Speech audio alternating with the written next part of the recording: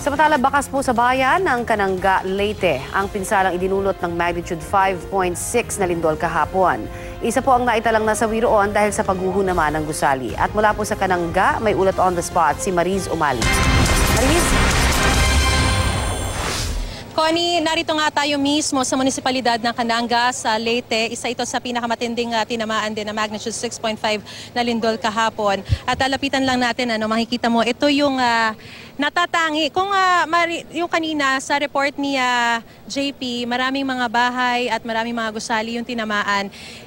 Connie, dito sa Cananga, isa ito sa natatangi na talagang napuruhan ng lindol kahapon. Ito yung U-Town Grocery at makikita natin talagang gumuho, bumagsak talaga yung pinakahaligi niya, tsaka yung mga poste at yung pinaka-wall niya. Makikita natin na tinamaan pa at naiipit hanggang sa ngayon yung dalawang mga sasakyan dito. May mga motor pa na nakahiga rin dito sa area na ito dahil nga sa nangyaring pagguho nitong gusaling ito. Bukod dito, Connie, ay meron lamang ding isa pang bahay sa may likuran ang bumagsak, gumuho.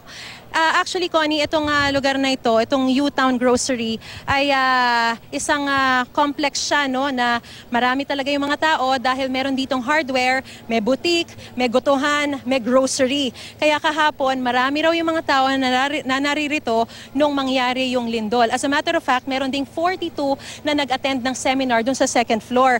At isa dun sa mga dumalo sa seminar na yon ang naging casualty dito sa nangyaring lindol. Ang kanyang pangalan ay si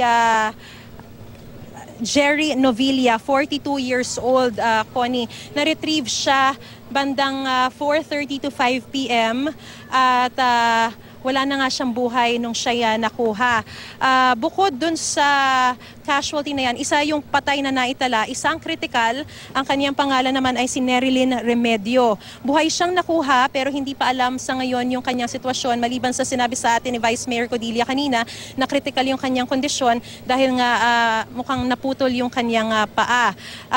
Meron ding 6 na na-rescue nung nagsagawa sila ng rescue operations all throughout the night, na-rescue una nung bandang 8:38 p.m. si Marian Superales, 42 years old. Tapos sumunod na na-rescue bandang 9:17 p.m. yung mag-iina na sina Jenilyn Omolon, 29 years old, na-trap sila sa grocery. At ang mga anak niyang sina Chris Nicole Heraldez, 7 years old, at Zancho Heraldez, 4 years old. Pero sila ay na-rescue na. At yung huli naman na batch na na-retrieve at buhay din sila, na-rescue sila, ay sina Edgar Cabahog, 46 years old, nagde-deliver siya ng mga items dito sa grocery store, at si Irene Flores, ang bantay ng grocery store, na 31 years old.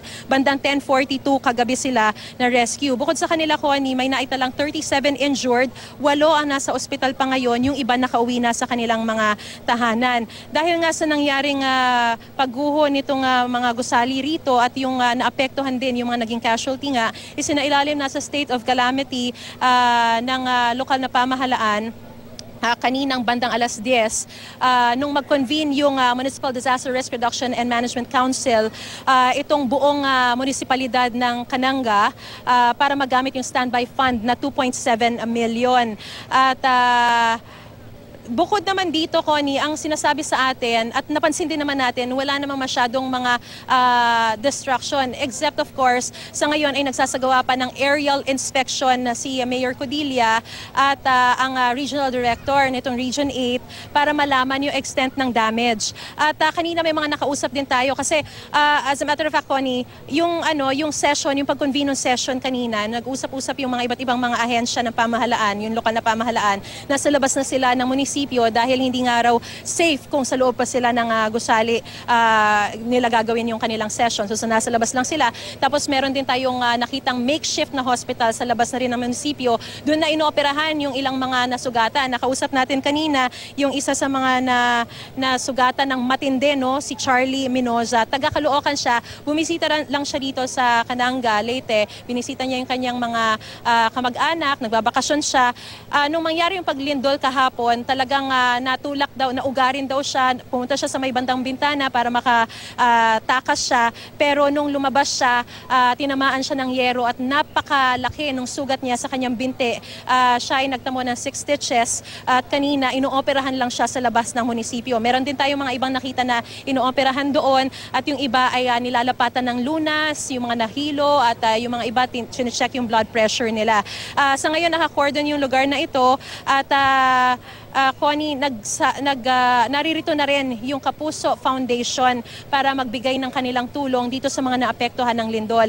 Yung sinasabi ko naman na isa pang bahay na natamaan din or gumuho rin dun sa may likuran. Nakausap natin yung may-ari noon, si Dennis Retulia, at sinabi niya sa atin kanina nung makausap natin siya na mas masahol pa raw yung parang naranasan nila kahapon sa lindol kumpara dun sa Yolanda, no? Dahil nga kahit pa paano may forecast dun sa Yolanda pero ito biglaan, talagang matindi yung trauma na kanilang naranasan. Sa ngayon, Connie, ay patuloy yung isasagawang pag-assess ng damages, so hindi pa maibigay sa atin yung kabuang halaga ng pinsala na tinamo ng Cananga, Leyte. Yan muna ang pinakasariwang balita mula rito sa Cananga. Balik sa'yo, Connie. Yes, Maris, gusto ko lamang din linawin yung 72 na sugatan. Karamihan ba dyan na sugatan mula dito sa gumuho na grocery at ilang palapag ba yan? Connie, it's just 37. 42 yung nag-attend ng seminar, 37 yung sugatan, 8 yung nasa ospital pa ngayon at yung the rest ay nakauwi na. Maliban dun sa sinabi kong critical, no, tsaka yung isang nasawi. Ito ay nakuha dito sa gusaling ito dahil nga yung isang bahay na nakita rin natin na gumuho, wala naman na mga tao nung time na yon doon sa kanilang bahay. So ang affected lang yung kanilang mga kagamitan, yung kanilang bahay. Pero dito, dahil ito ay isang commercial complex, ay talagang maraming mga tao. Yung karamihan ng mga sugatan ay talagang dito nanggaling. Kasi nakikita naman natin yung mga ibang bahay dito nung nag-ikot tayo kanina. Walang masyadong damage na tinamo, yung road ay maayos. Although, of course, hindi pa natin talaga naiikot yung buong munisipalidad at hindi pa rin natin nakukuha yung information from the aerial assessment. So, malalaman daw yan within the day. Pero yung tinatanong mo na 37 injured ay nanggaling dito sa gusaling U-Town Grocery na talagang napuruhan ng nangyaring lindol kahapon, Connie. Oo, so yung 72, Maris, ito ay kabuuan na doon sa lugar ng Leyte. Yung doon sa may ospital, Maris, paki-explain yung nakita mo lang sa amin. Doon yung sinasabi kasi may mga balita na ayaw minsan ng ilang sa mga pasyente na bumalik sa loob, lalo na't nagkakaroon pa rin ng aftershocks. Nasa sa labas pa rin ba sila ngayon at doon na lamang nagsistay, Maris, para hindi sila matakot ng gusto dahil nga doon sa mga aftershocks?